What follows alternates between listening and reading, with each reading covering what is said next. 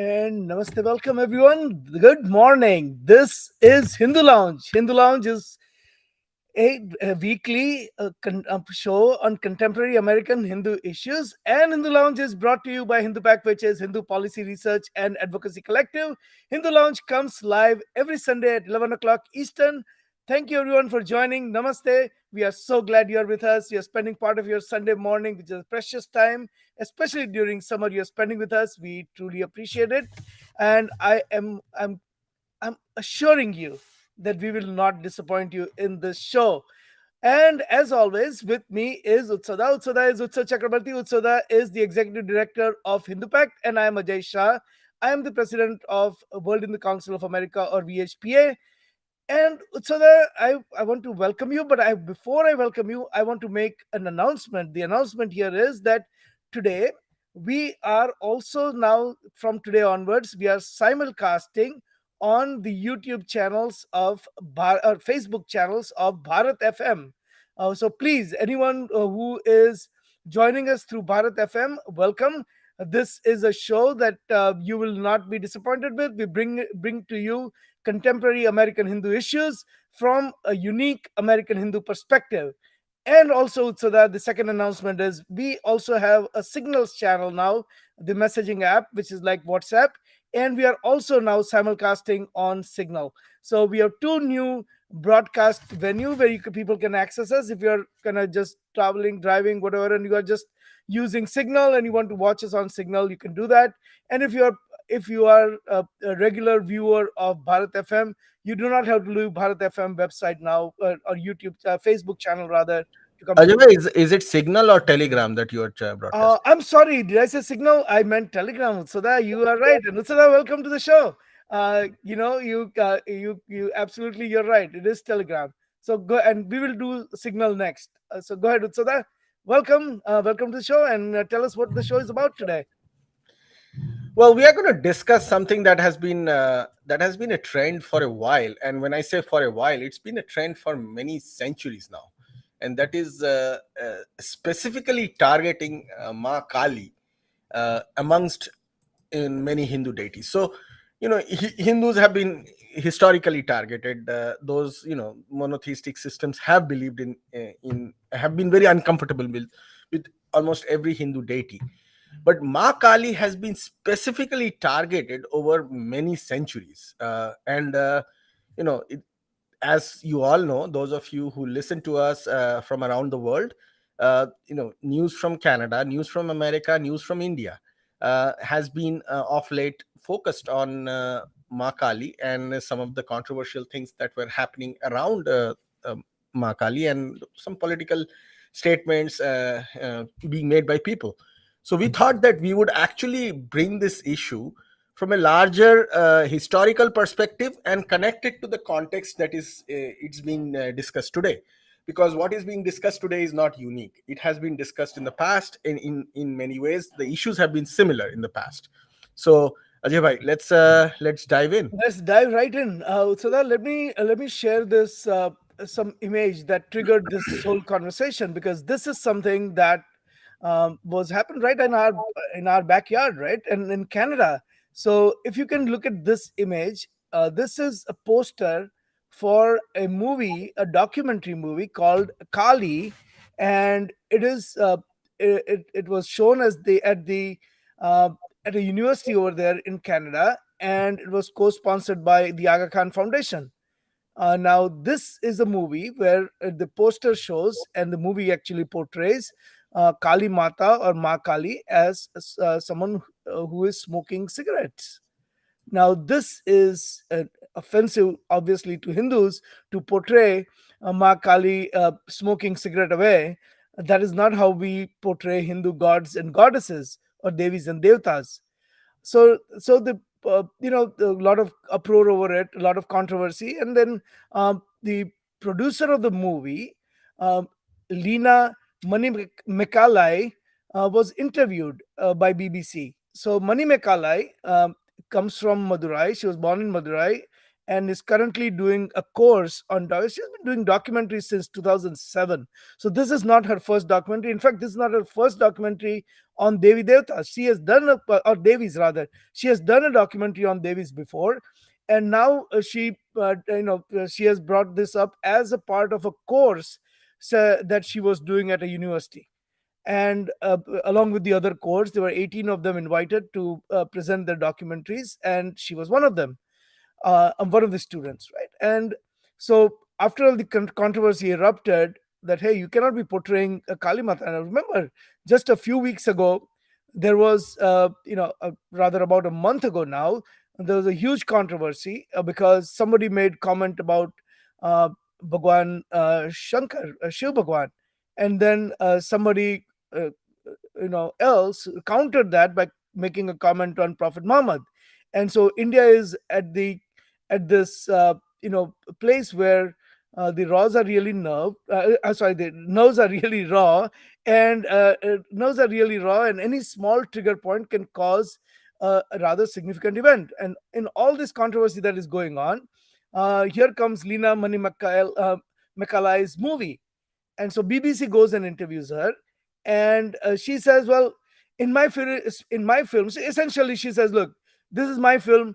I want to portray Kali Mata, Ma Kali as I want to." And then she says, "This is, I'm an artist, and we artists cannot be choked by the climate of fear. We need to be louder and stronger." Okay, so this is her rationale that look, I'm showing a movie where Kalima is interacting with common people. Someone offers her a cigarette, she smokes a cigarette, so what? So the I'll pause here and get your comments. What do you think about this kind of portrayal of Kalima? Because I understand that you come from a family of Kali worshippers.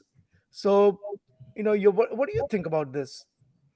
Correct. So just to give a background, I come from a heritage where both my sides of the family, as far as back as I know, have been either maintaining temples to Ma Kali or have been priests many centuries ago, in the service of deities of Ma Kali in Bengal.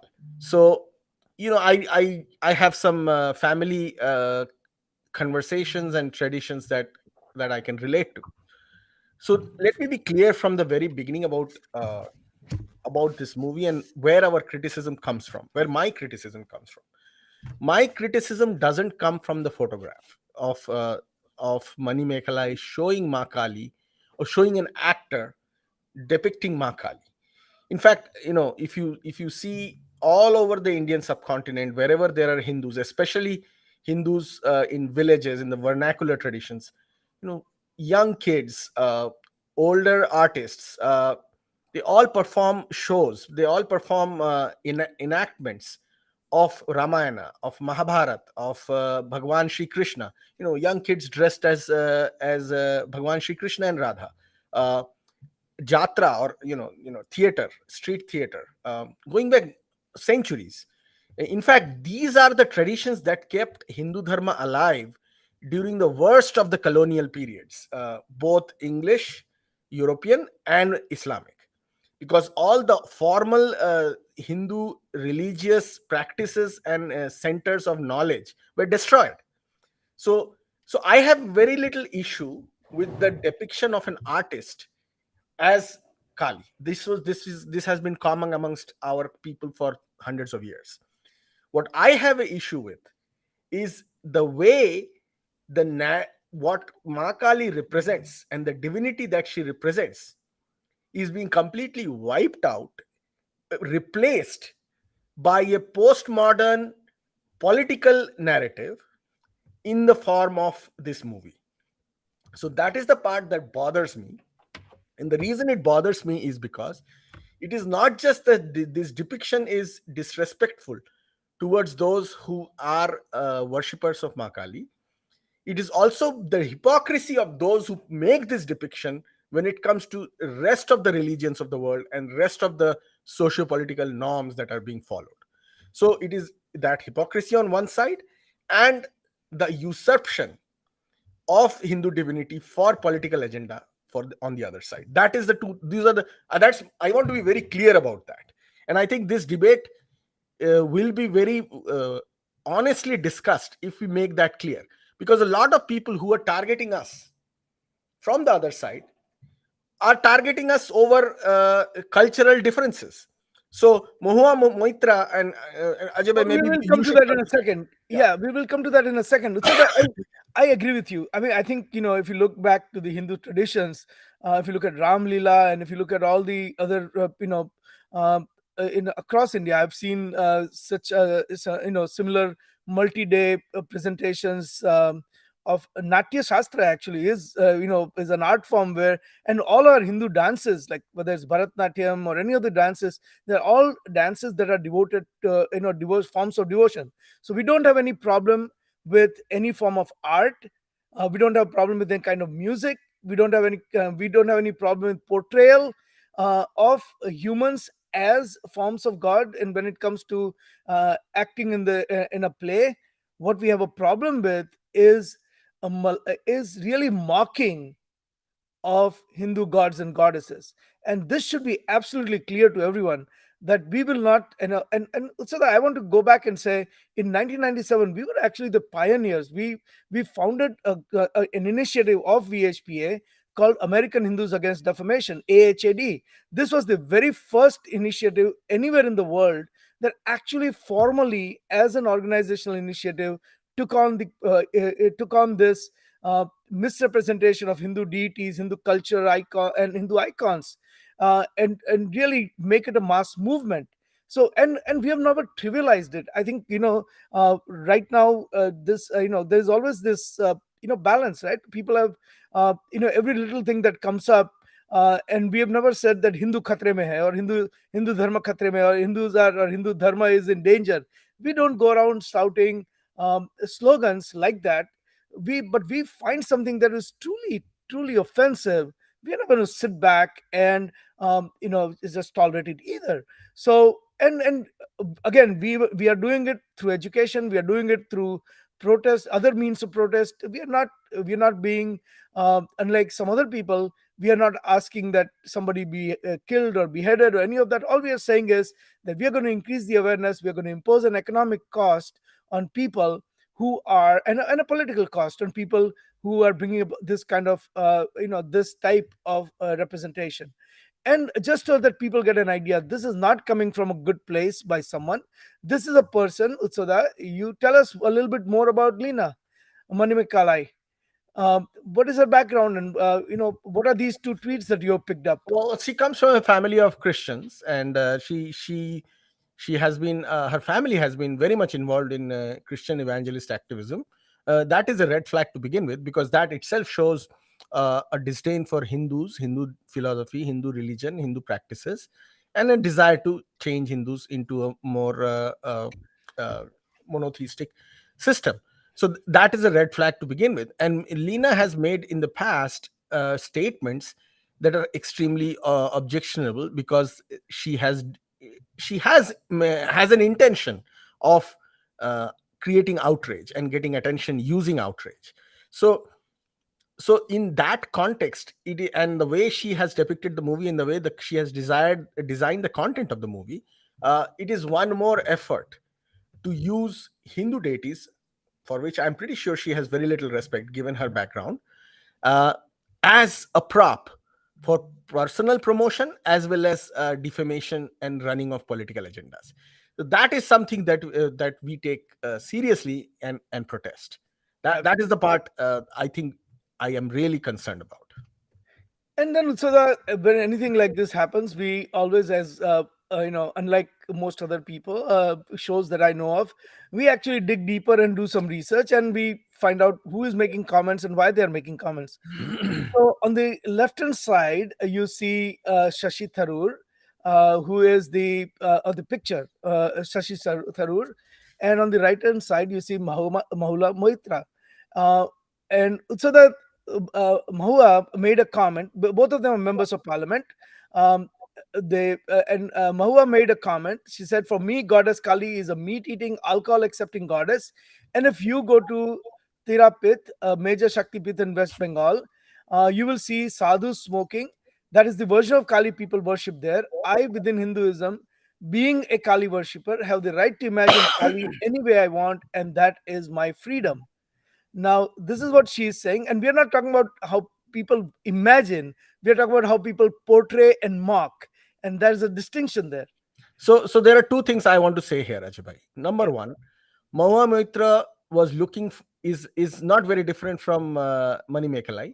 She's looking for attention. She's looking to jump into anything that gets her media attention. And this was a topic that she, in my understanding, she thought that she had very good handle on, because she thought she's a Bengali, and she comes from a part of India where Devi Maa Kali is worshipped, so she can somehow dominate the conversation.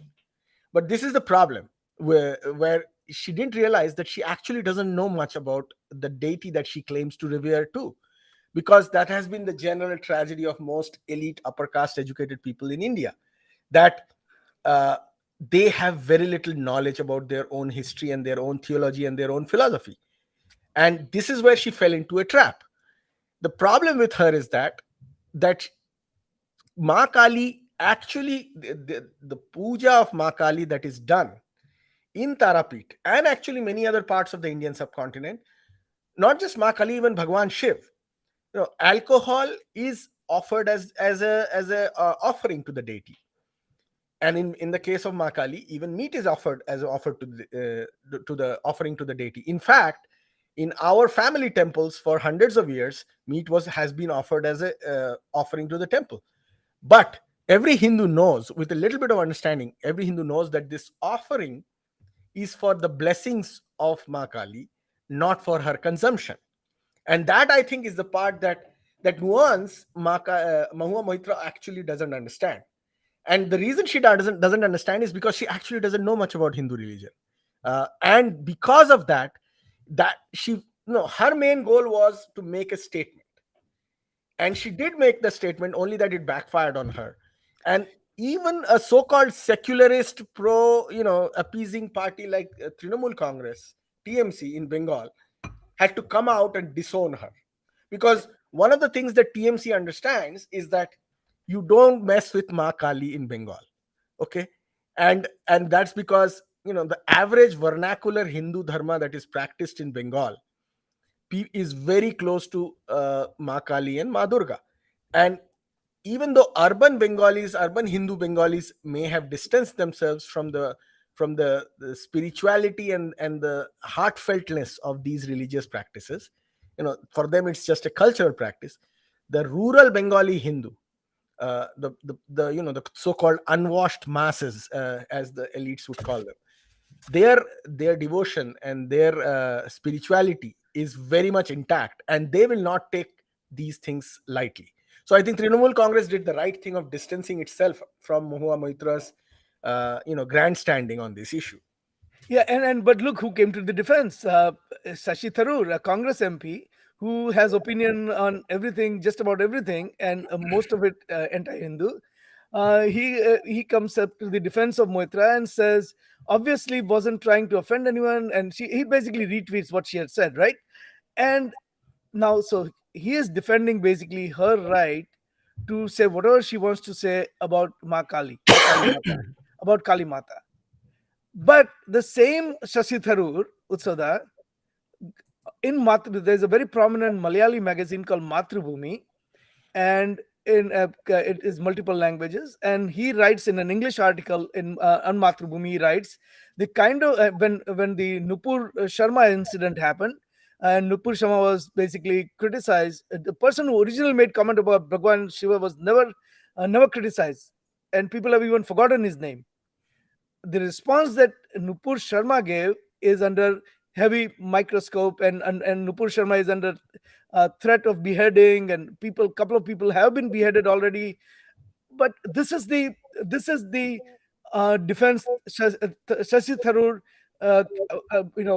he gives this particular defense for Mahua Moitra. But on the other hand, when it comes to Nupur Sharma, he does not stand up for Nupur Sharma on equal grounds. He says this kind of Muslim baiting rhetoric has become standard for the BJP in India's increasingly toxic politics, since common or garden Islamophobia as a means of polarizing a majority opinion, Hindu opinion. It is seen as a potent vote catcher for the Hindu chauvinist BJP, but this time it went too far, all acceptable limits of demeaning the Prophet himself. Now, we are not going to make any comment on what Nupur Sharma said. We are not going to say anything, but the fairness, Utsada, the fairness that if you are going to accept the or if you're going to rather criticize uh, an act of insult to a prophet of one faith, when the deity of another faith, which is revered by a billion people, a billion and a half people, you don't say that, well, that's freedom of speech and that should be accepted. So I want to extend that a little bit. This is actor Swara Bhaskar. Uh, she also kind of comes to the defense in a very kind of sinister sort of way, and she says that when the violence happened in India, and we talked about it last week when someone was beheaded, she said apart from it being wrong, also only discredits the most just and valid causes. Violence is inhuman, so she is criticizing violence, and then she goes and says this: provoking the oppressed into acts of violence is a trap. Don't fall for it. So here we are talking about when Nupur Sharma makes a statement, is provoke and people get beheaded. That's provoking the oppressed into acts of violence and a trap set by majority community. But when Mahua Moitra makes a statement in defense of this movie, Kali movie, Swara Bhaskar cannot hold her excitement. She says, Mahua Moitra is awesome. More power to her voice. What does this tell you? Achada, let me go one more. Here is Hindus for Human Rights, which an organization that talks about human rights for everyone other than Hindus. They have on their website, they have a show which is called Ulti Palti Baat. And they talk about that show is dedicated to Nupur Sharma's hate speech. And when it comes to Kali Mata, what's their comment? Nothing. Silence. Okay. So these are the Ajay bhai, see, the thing is, with Hindus for Human Rights, you have to be, you have to be thankful to them that they haven't commented on Ma Kali's issue, because as an organization that is a proxy for Islamists, you know, any comment that they would have made would have been far worse and demeaning towards Hindus than them making no comment on Ma Kali. So I'm yeah thankful to Hindus for Human Rights for not commenting and showing respect. By not commenting, they have showed respect to Hindu dharma, and actually, bravo, you stood up to your Islamic masters for by keeping your mouth shut. So there you go, Hindus for Human Rights. You don't get a paycheck cut out of this. And other than and Swara Bhaskar, Swara Bhaskar is another person who looks for eyeballs, who looks for attention. in this, by bringing about these religious conflicts and socio-political disturbances. And the thing is that, if you really look at who the oppressed is, the any person with some level of fairness and rationality, and uh, having five senses of perception, just having those five senses of perception, will be able to see who the oppressed is and who the oppressor is, not just within India but at a global level. And I think Swara Bhaskar's, people who like Swara Bhaskar have no credibility because of that, because nobody takes them seriously.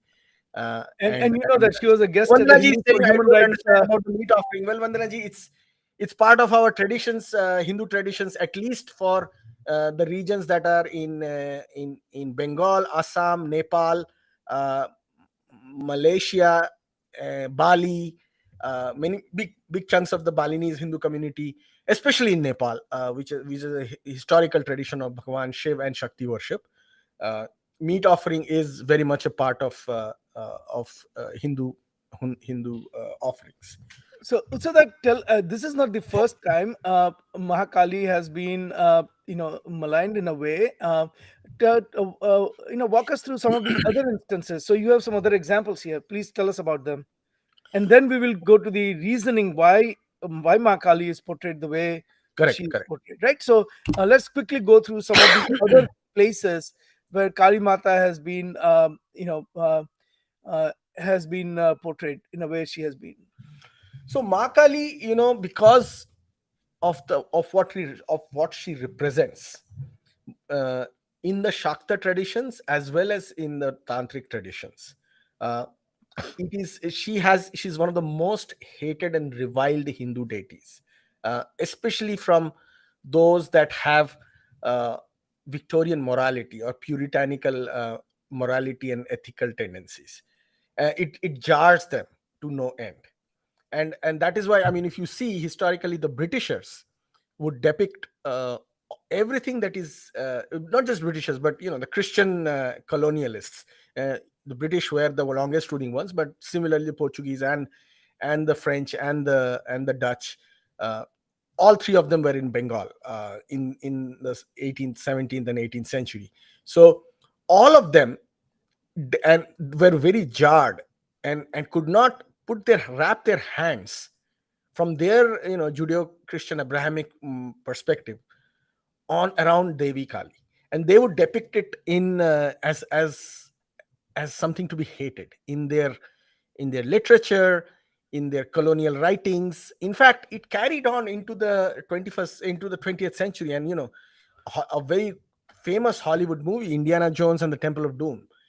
In the villain in that movie is a worshipper of Devi Kali, and he eats monkey brains and human brains. I mean, the movie was so negative about Hindu deities and Kali, uh, that it was banned in India, and there was no BJP, mind you, at that time. It was Congress party that had banned the filming of Indiana Jones and the Temple of Doom in India, so they had to go to Sri Lanka and shoot the movie. So there is a long tradition. Even the thugs, the Britishers, those who the Britishers use the word thugs, uh, were also depicted as worshippers of Ma Kali. And Ma Kali has a long historical tradition of hate from both the British colonialists and the European colonialists, as well as obviously Islamists. Uh, they obviously hate every Hindu deity, Yeah, and so Ma so Kali. that let me show you this portrayal of Kalimata, and I apologize for people who have to see this because we are doing a visual representation. This is a known atheist based in Canada. He claims to be an atheist. His name is Armin Nawabi, and he tweets this picture. This is from a couple of years ago, and he says, "Okay, I'm in love with Hinduism. I never knew you had sexy goddesses like these. Why would anyone pick any other religion?" And these are some of the most offensive pictures, and we show these pictures so that people who don't normally live on Twitter and don't live on social media see what is going on and what millions of Hindus and non-Hindus are subjected to every day. Now, someone can easily come and say that, hey, if you don't like it, don't go on Twitter and don't watch this, don't follow this guy. But it's not quite as simple. So that it is not quite as simple, because this is something that that leads to ridicule of Hindu dharma, ridicule of Hindu devis and devtas, leads to ridicule of people who worship these devis and devtas, and leads to bullying and other acts of violence. And in addition to offending the sensibility of 1.5 billion Hindus. So this is the kind of thing that I just wanted to show that this is why how Hindu goddess, especially Kali Mata, has been portrayed. This is an example of Heidi Klum, who is a supermodel, portraying Kali Mata as a prop for Halloween. Now, a lot of people may not find this offensive, but anytime I see Hindu gods and goddesses mocked, not a normal portrayal, portrayal in a book, portrayal in a mandir, portrayal in a play, but mocked, that is where I have a problem. I don't have a problem with actors, actresses acting as Maa Kali or Kali Mata. I do have I do have a problem with Hindu goddesses and gods being mocked. Also, that you may ask, how would you know? And I would say that most Hindus, when they see it, they would know it. One more quick example before I turn it over to you. So that there is a very popular game from Activision. It's called Overwatch, and here you can. I'm not going to play the video, but there is a video still available on YouTube. This is one of the biggest game producers, video game producers in the world, and here you can buy. The video will show you how you can gradually buy different elements of dresses for Kali Mata, and by and another way of trivializing the Hindu goddess Kali Ma in this case, right? So this is yet another example of that. And finally, Utsoda, this one. This is a portrayal of Kali Ma by Nilambar Chakrabarti.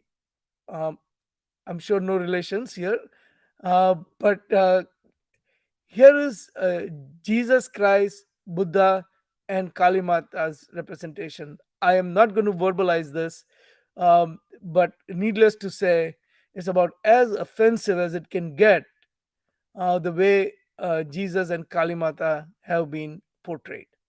Utsada, your thoughts? So so the first two pictures where there are humans depicting Ma Kali, especially the Heidi Klum one, especially the Heidi Klum one, I don't take as much offense to that personally at my level, because I do not, you know, Armin Nawabi's statement. It's very clear that as a former Shia Muslim who is now a non-Muslim, who rebelled against Islam and sought refuge in Canada and then is a ex-Muslim, I think his depiction and his statement comes from a position of abject ignorance. So that is the slippery slope that I want everybody to be cautious about. That Hindu dharma thrives in the narration of divinity in human and physical form. That is our strength. That has always been our strength.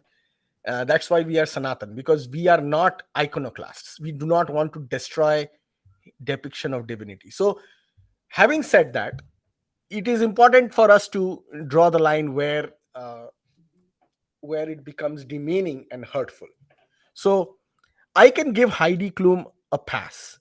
Maybe she should know more about Hindu Dharma. Maybe she should know more about Ma Kali. Just a little bit of knowledge and understanding would go a long way. But what Nilambar Chakrabarti's depiction does, it's obviously offensive to Hindus, and it's very offensive in the way Ma Kali is depicted.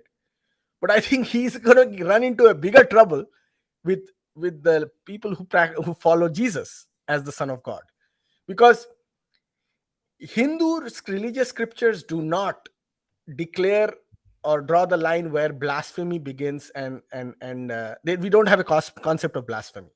Okay, whereas Christianity does. So Nilambar Chakrabarti's depiction actually is theologically far more abhorrent to a Christian theologically than to a Hindu. But in terms of cultural sensibilities, it's offensive to all three: Hindus, Christians, and Buddhists. But that, I think, is the nature of I postmodern art that has become, where, you know, gaining people's attention through display of display of disdain towards divinity is a thing. It's a new thing, and it came out of a rebellion movement in the West against the Abrahamic systems and the system of blasphemy. But obviously, because our so-called wokes just blindly copy their Western counterparts without actually knowing anything about their cultural context, this is an outcome of that. so the you know I I want to say this in a way that it without taking away from the key argument that you have made, but I will say this: I will not personally intellectualize the offense caused on the basis of a deeper philosophy. I can just tell you, so that whether it's more offensive to Christians or less offensive to Christian really doesn't matter to me. All I can say is that as a Hindu, I am offended.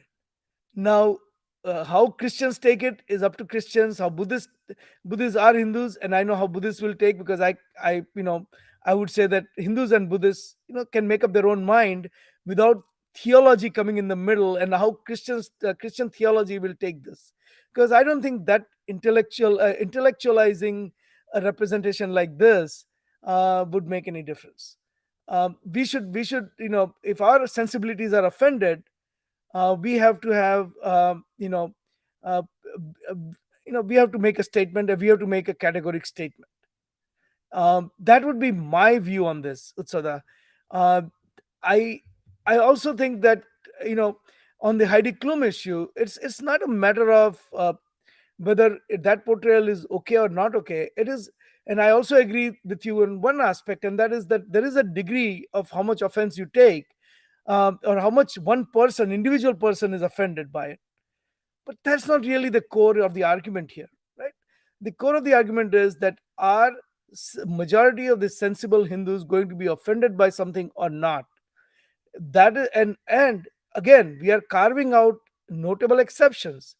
We are not talking about a portrayal that is respectful, right? We are talking about mocking, and to me, no degree of mocking is acceptable, and no degree of trivializing is acceptable. And Halloween representation that we saw, which if people missed it, it is this one. This is not a respectful portrayal. This is a portrayal that is meant to trivialize, and we don't stand for trivializing of Hindu gods and goddesses the way they are represented. So that and then we may respectfully agree to disagree. But I have, since you have a background on Kali worship, maybe you can answer Amitabh ji's question here. um, and I actually did put a slide on this, and we because we were short on time, I didn't cover. But I wanted to see if you can maybe spend a couple of minutes and talk about what is the significance of the way Kali Mata is portrayed. Utsada, you're on mute. There's a lot of literature on this, and the our Puranas and our actually even in the Vedas, we in Atharva Veda we find a depiction of Ma Kali, or Kalika, in the more Sanskritized word. uh, so there is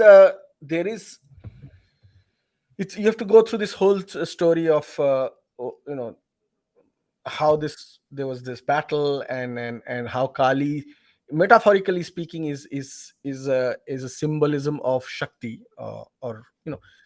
divine mother, goddesses, form of power, and how she destroys and beheads the asuras. And it's a fascinating story. There is a lot of metaphor. There is a lot of historical references in that story.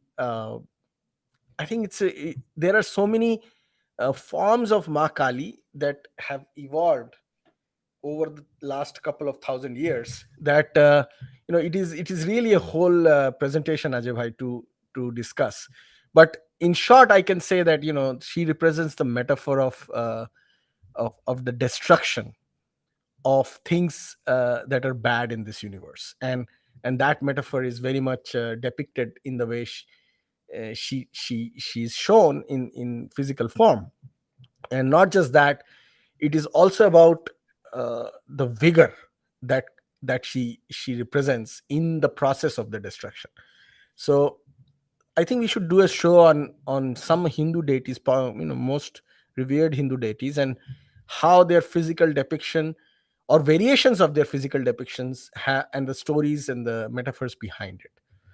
So that talk to us about the Dhakeshwari Mandir, and tell us why this. So we are actually, Amitabh ji asked a perfect question, because we are now talking about why is Kali Mata, and you talked about it a little bit as to why Kali Mata is important to Hindus, and why she has been on the on the list of people who hate Hindus to be an object of ridicule. So tell us about a little bit about Dhakeshwari Mandir. You visited this place, right?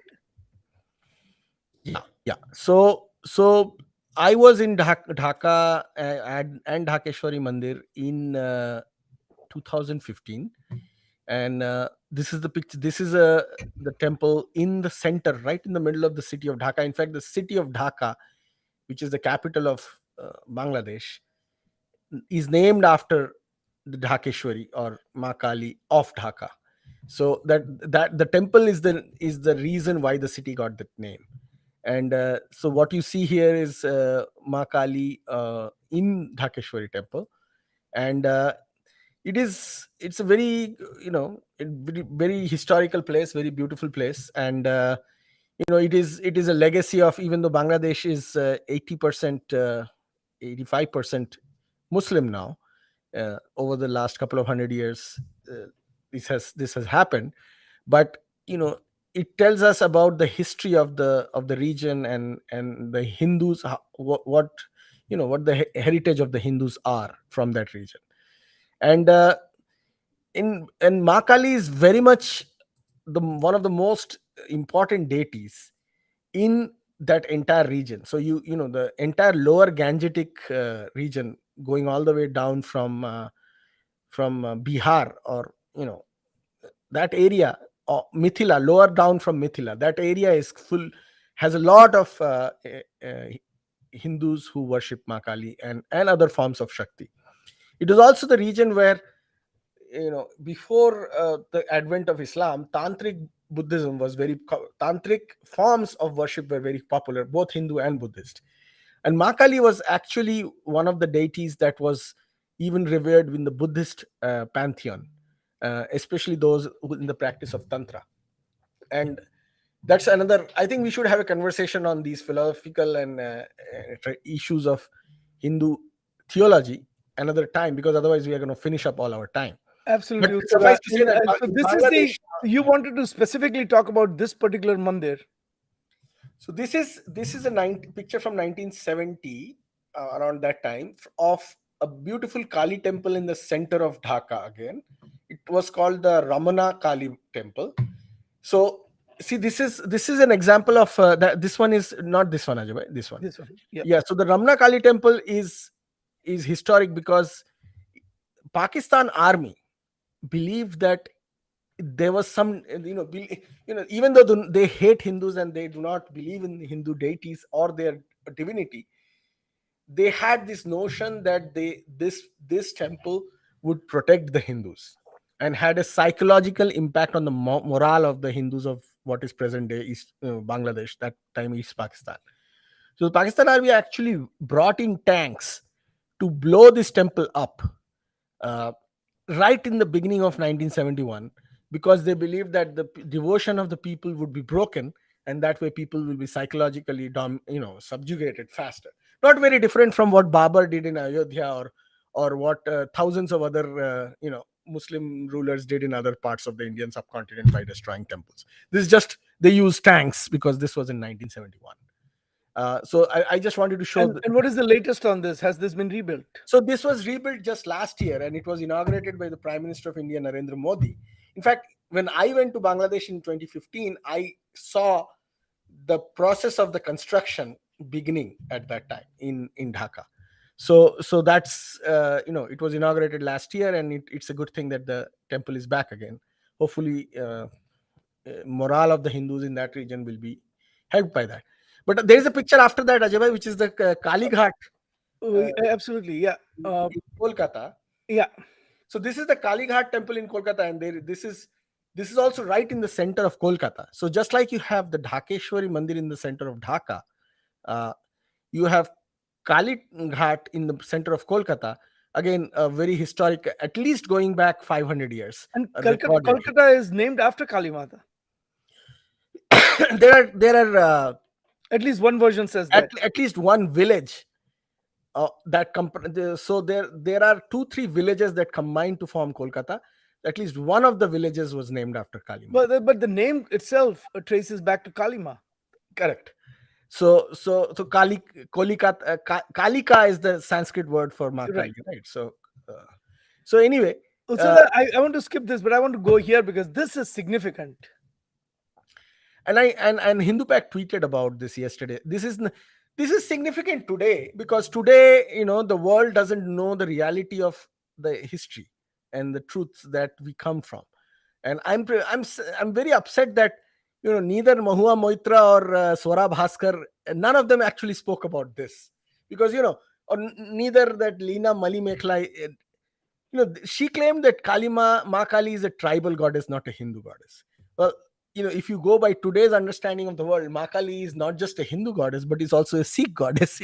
Because we were to look at today's interpretation of religions, because if you see, this is the sword of Guru Sri Hargobind, who was the son of Guru Arjan Dev, or Arjun Dev, in the Sanskrit word Arjun Dev, who was the fifth Sikh Guru. He is the sixth Sikh Guru.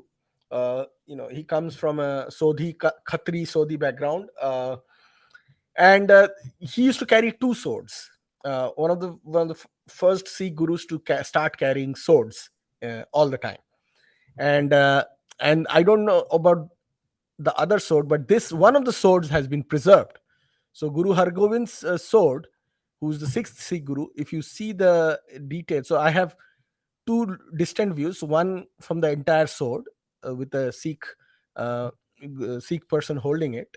Uh, the second is slightly closer view, which is the left view, which zooms into the inscriptions on the sword, bottom of the sword. And then the last picture on the rightmost is the close up of that inscription, and you can see it's Ma Kali on Shiv Mahadev, including the cobra on the top of Shiv, and with the khanda on the hand. So Ma Kali's one hand has khanda, and the other has the scimitar, which is it's a very interesting depiction of Ma Kali, because if you look at the picture, the arch shaped sickle, the khanda that she has, that is very commonly depicted in today's depiction of Ma Kali. But on the other hand, if you see that sword, it's a broad sword, it comes out and tapers out into like a diamond shaped sword. That sword is not depicted anymore with Ma Kali. In fact, that sword's depiction has stopped in most Hindu uh, divine depictions of deities, including Durga. That kind of sword, which is the broad sword, used to be the depiction of Hindu deities going back about 1,000 years, including if you go to Kashmir and you defeat the depiction of Durga in Kashmir, they used to have that single. So I'm very fascinated by this image of Ma Kali on the sword of Sri Hargobind, Guru Hargobind, because it actually draws in from the historical depiction. So this sword is about 500-year old, but the depiction of Ma Kali in this sword goes back to depiction of Hindu deities and their weapons more than 1,000 years ago.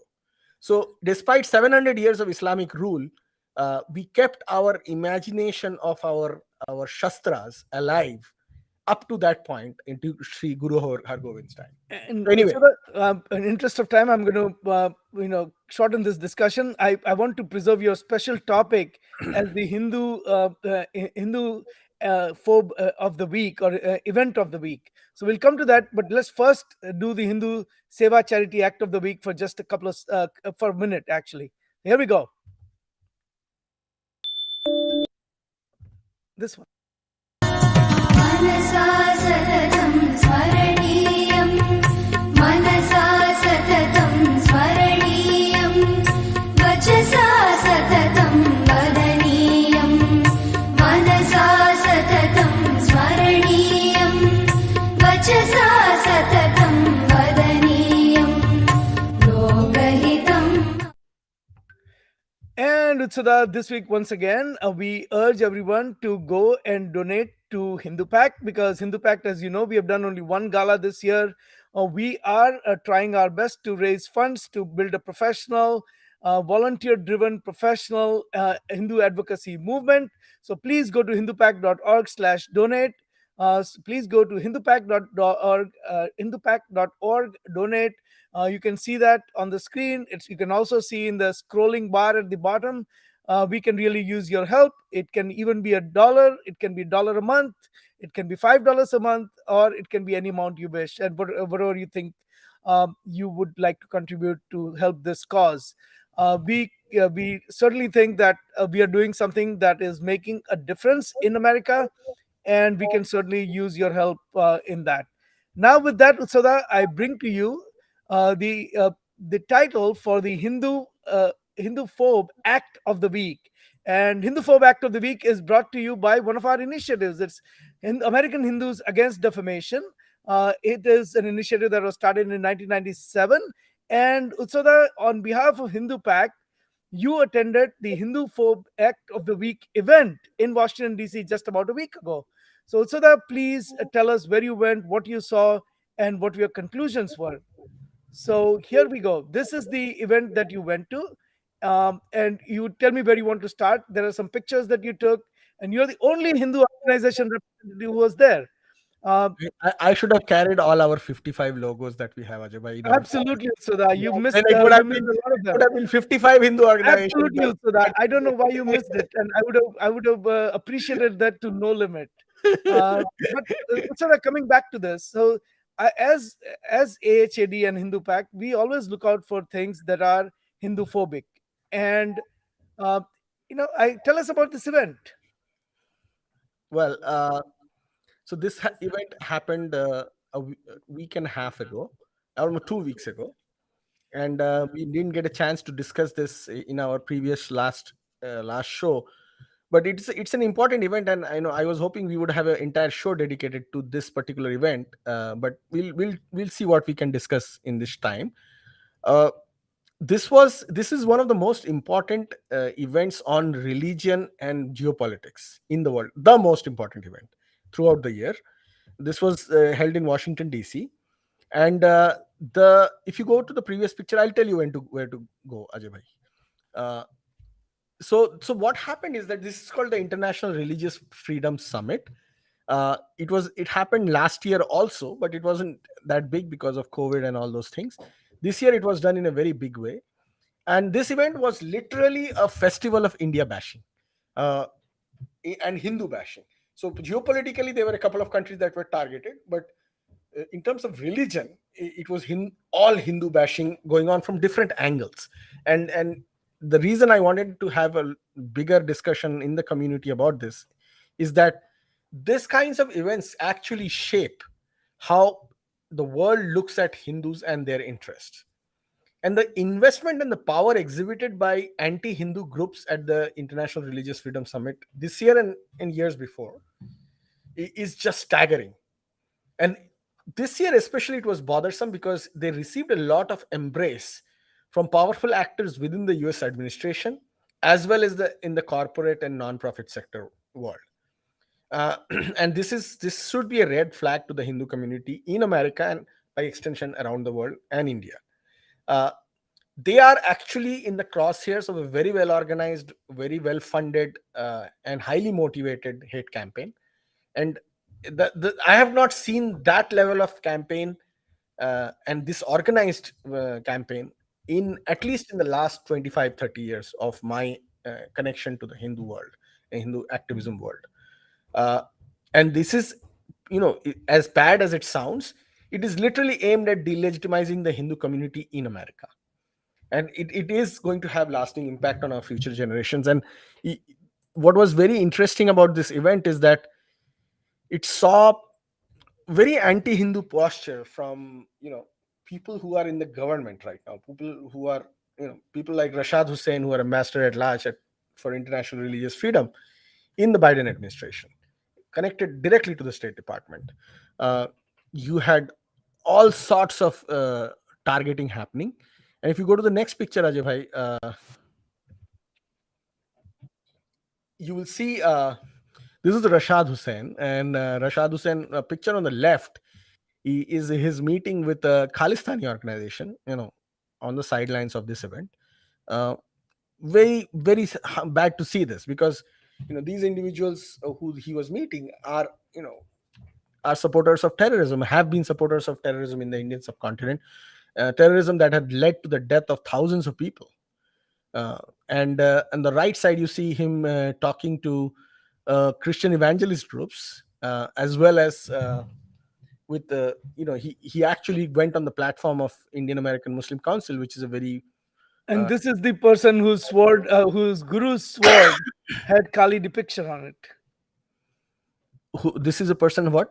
This is the same Sikh person who is now collaborating with the Indian No, even the IMC, Khalistanis, yeah. whose So guru's so so sword had Maa Kali picture yeah, on it. so their sixth Sikh Guru Hargobind actually Yeah. had Maa Kali on What it. an So irony, huh?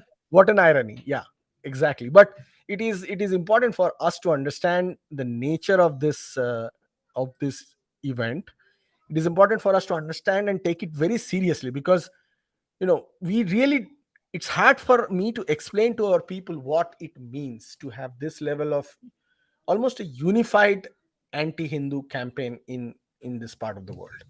And a lot of people, two other people who I know, they did not attend this event as on behalf of Hindu organizations, but they were part of this event who from other organizations who are of Hindu background. uh, they were equally alarmed, and I think it's important for our community to realize. And Hindu Pact, being we are one of the very prominent organizations in the Washington DC area, it is important that we participate in these things more aggressively and more deeply in future.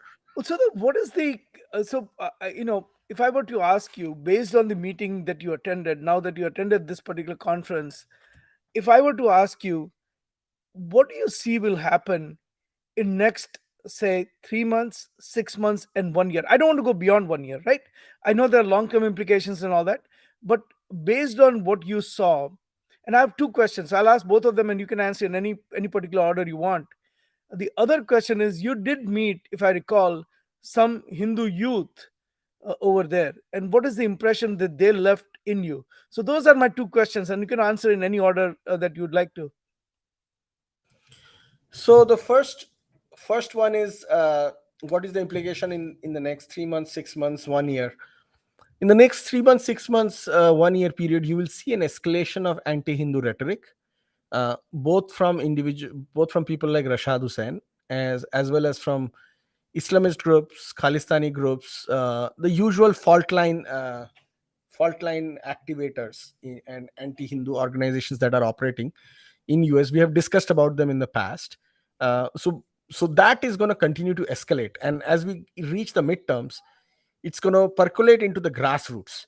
So you will see a city in Massachusetts or Connecticut, making a resolution on Khalistan, declaration of Khalistan. You will see some city in Portland or Washington State declaring, Hindus as Nazis or fascist or whatever, Hindutva as fascism or something like that. You will have, caste being used as a beating instrument in some other part of America, and organizations bringing it up. So you'll see a concoction of all these escalations that delegitimize and that demonize the Hindu community, increasing over the next 6 months, 3 months, and up to year. After that, this see the once you this process continues over a period of time, it becomes so normal then to target Hindus, that when people like Leena Manimekhalai do movies like Kali, you will see a much larger crowd coming to her defense against us, because they have already normalized Hindu hate right now, and this is what is normalizing it. So you are eventually going to be reduced to something that is undesirable, not very different from what happened in the Germany, in Europe, in 1930s to the Jews. I'm not saying it's going to happen in the next 6 months, 1 year, but that's the trend that we'll So, see. let me ask a slightly more, a detailed question on this. You said that this event had support from the U.S. government, right? So, and the U.S. ambassador on Islamophobia was part of this event and all that. So, what do you see happening at the government level in next one No, no, year? no, not US ambassador on Islamophobia. This Then, person, Rashad Hussain, is not ambassador on Islamophobia.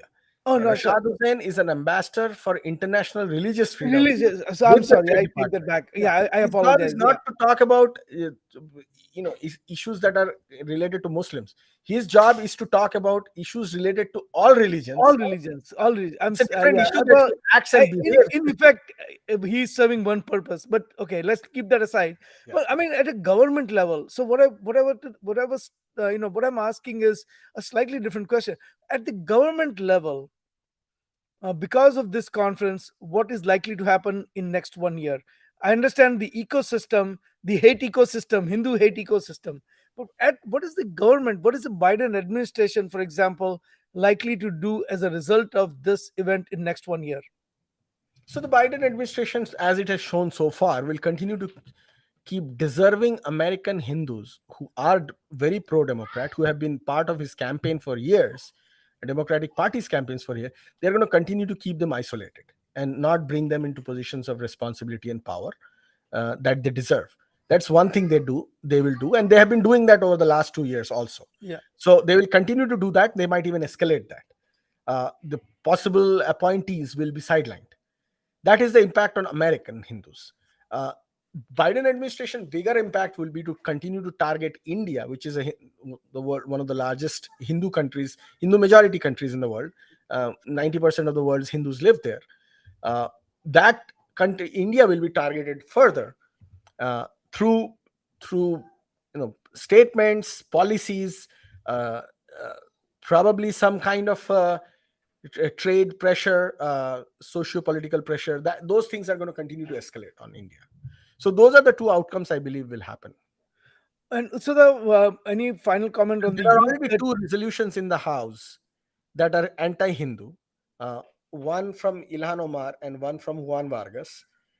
Both partisan bills, resolutions, yeah, and those kinds of resolutions, I mean, are going to continue to escalate. So you will see that this is a buffet of efforts that right. are Uh, delegitimizing Hindus. So the any and I know we are almost out of time, but any comments on the Hindu youth that you met at the IRF meeting or conference?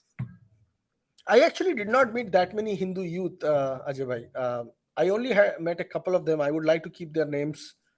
No, Uh, no, don't name any names. But what were your overall impression? You think that they are good representatives for the Hindu cause? uh, I mean, the only Hindu youth who were there were on the table of Hindus for Indian American Muslim Council, which is and they represented a very anti-Hindu group organization called Hindus for Human Rights. So that was the only Hindu youth that was there, and they obviously have very little knowledge about Hindu dharma, and they were. Or Hindu I have to, identity or Hindu culture? huh? Or for that matter, Hindu suffering and Hindu Yeah, identity and all but I those have issues? to say this. I have to say this though.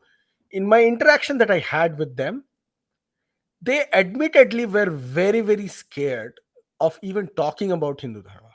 Like, it was almost like in their heart of hearts, they were guilty. They were feeling guilty about actually running an anti-Hindu agenda from the platform of an Islamist organization.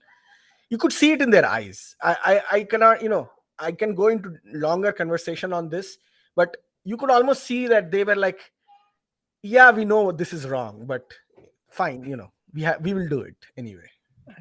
Hey, so that we come to the end of our show today. So thank you for doing this. Uh, a great show. I'm so glad that you were able to go to the this particular IRF conference. I want to mention one thing before we leave, and that is that we are now our shows. If you remember, we have a new interview show that we do periodically. We haven't decided the frequency. We have done four so far. These shows are now available as podcast.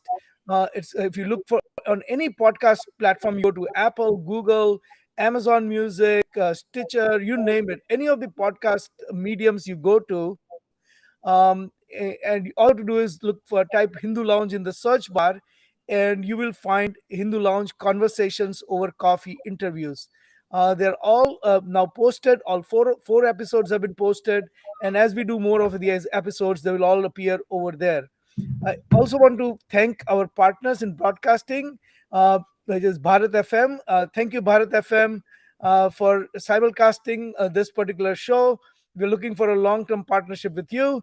And Utsada, of course, we were today for the first time, we were on Telegram. And I said it right this time. I didn't say Signal, but I used Signal, so it came to my mind more. But we are now on Telegram, and you can watch us in addition to YouTube and Facebook and Twitter. You can also watch us on Telegram. Okay, so Sada, any final thoughts before we say thank you to all our viewers today? Thank you and namaste, everybody. Thank Please watch our show and support us. And you know, we are up against people and with tremendous amount of resources. Uh, we need resources to have more people from our side, at least fight the fight and make it at least a fair fight, uh, and metaphorically speaking. So very well said, Usada. Very well said. So with that, I want to, as we thank you. This is Hindu Lounge. Hindu Lounge is brought to you by Hindu Pact. Hindu Pact is Hindu Policy Research and Advocacy Collective, an initiative of World Hindu Council of America or WHPA. Hindu Lounge comes live every Sunday at 11 o'clock Eastern, and we talk about contemporary American Hindu issues. As we close the show, I will play one more time a unique tune created just for Hindu Lounge by Decibel, and they've created dozens of tunes for us, and we will play one of those tunes. And so, thank you, Decibel. And here is a beautiful classical Indian classical music uh, tune created for Hindu Lounge. Thank you, Utsada, once again, and we'll see everyone next week. Namaste.